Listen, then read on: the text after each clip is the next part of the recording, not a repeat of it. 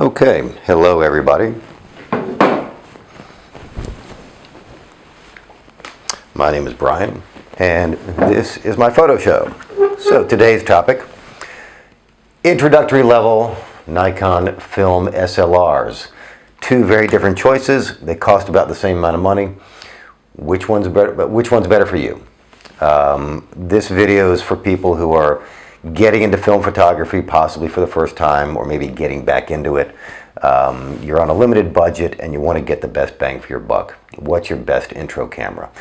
This is a Nikkormat FTN, introduced in 1967 and sold up until 1975. There are about 1 million of these things running around out there.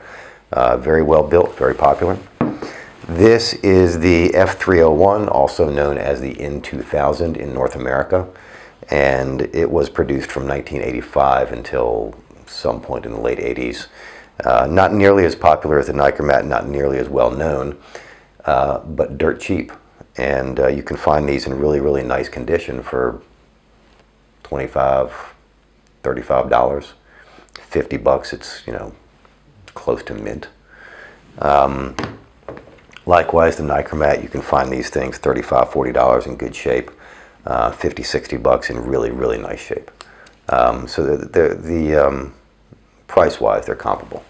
However, bear this in mind. Let's say I buy a F301 for $50. It's either going to work or it's not. That is, if the electronics work, they're all going to work. Once something goes bad, it's not really worth fixing this. It's just not worth putting the money into it.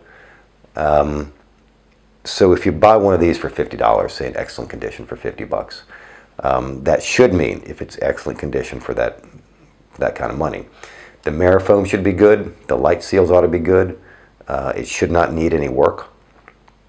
Whereas a Nikkormat, if I buy a Nikkormat, even a really nice one for $50, it's still probably best to take it to a tech to have a tech look it over, because these are much older and they need a little bit more maintenance over time. But however, here's the thing. Once the tech gets this back up to spec, which will probably cost you maybe $100, maybe less, probably not more.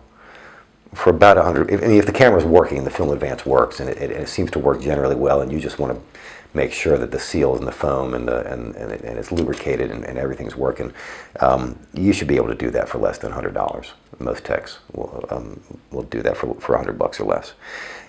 It's called a CLA, Clean, Lubricate, and Adjust.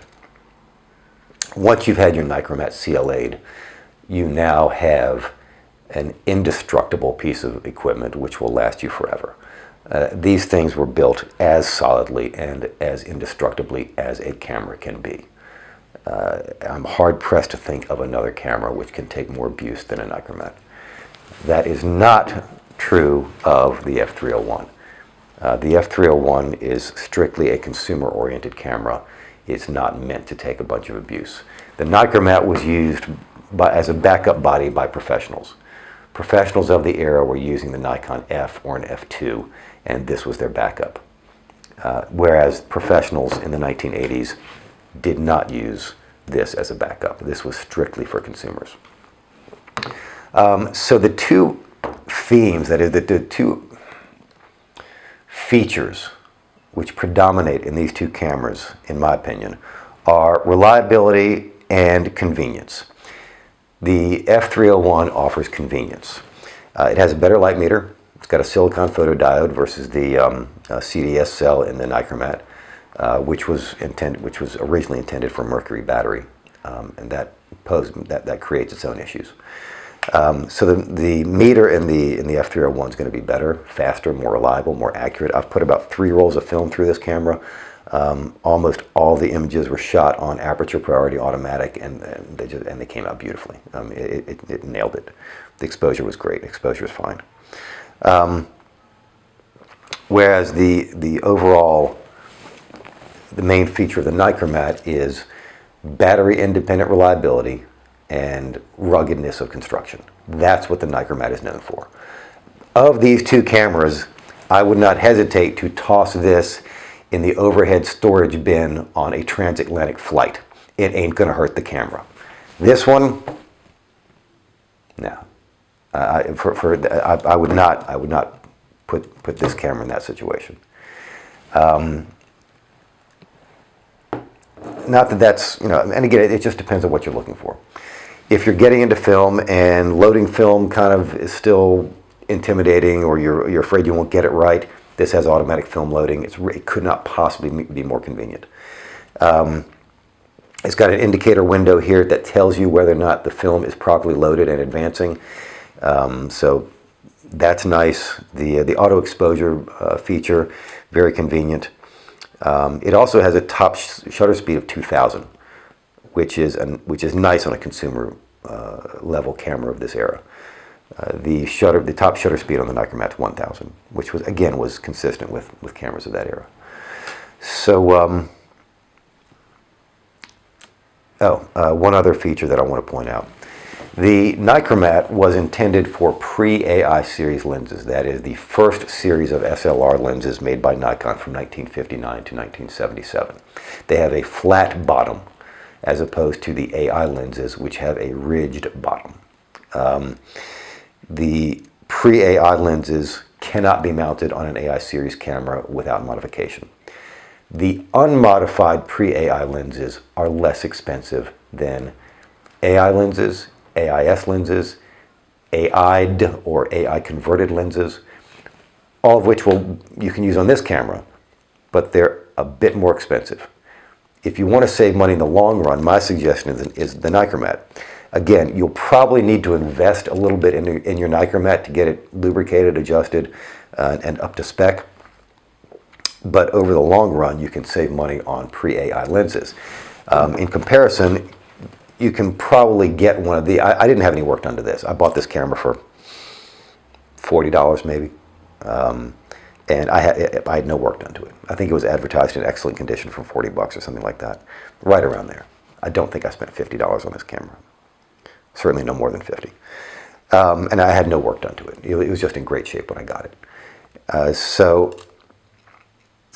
However, it cannot use the pre-AI lenses. I have to use AI or AI converted lenses, which are a little bit more expensive. Depends on the focal length, but in general, the pre-AI lenses offer a nice discount. So if you're starting out and you want to save money, they're both good options. Again, the Nikkormat, you'll probably have to invest a little bit into getting it back to spec, but you'll save money on the pre-AI lenses, whereas the F301 is more likely to work and function properly without the need for any maintenance, straight from the seller.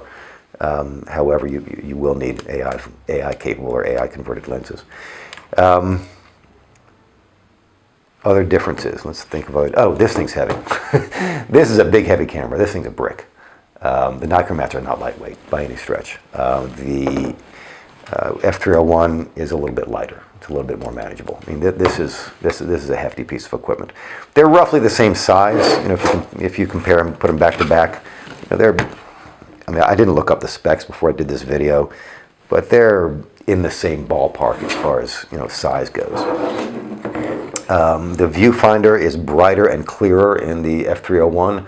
The viewfinder in the Nikkormat is a little dim by modern standards. If you do most of your shooting in daylight, that's not an issue.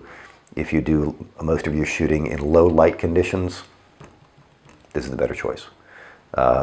Much brighter focusing screen, much better light meter. I think that really covers the differences. Personally, I like the Nikkormat because I really like battery independent reliability. This thing fires on all speeds, no battery. The battery only powers the light meter. And it's very rugged. I can use it as a beater camera. I can take this camera places that I wouldn't take a quote nice camera, because I know it can handle the abuse. And worst case scenario, I think, including purchase price and work and maintenance work or CLA, I've probably got about $100 in this thing. If it falls off a cliff, I can get another $100. I can get another one. I wouldn't do that with my F3, for example. And my F3 it would cost me $400 to replace it. My FM2, it would need $300 to $350 to replace my FM2, you know, if that fell off a cliff. This one, $100. All right, well that is about the main differences between these two options. And this kind of spells out the options that you have to getting into a Nikon system at a fair price, or a reasonable price, or actually more than reasonable. I think the prices for these cameras are more than reasonable.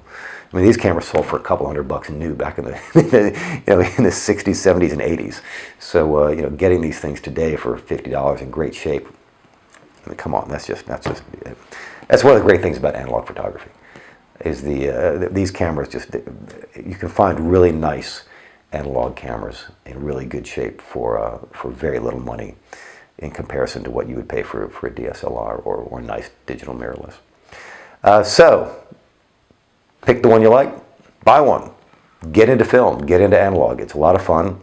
I hope you've enjoyed this video, and I'll see you next time. Thank you.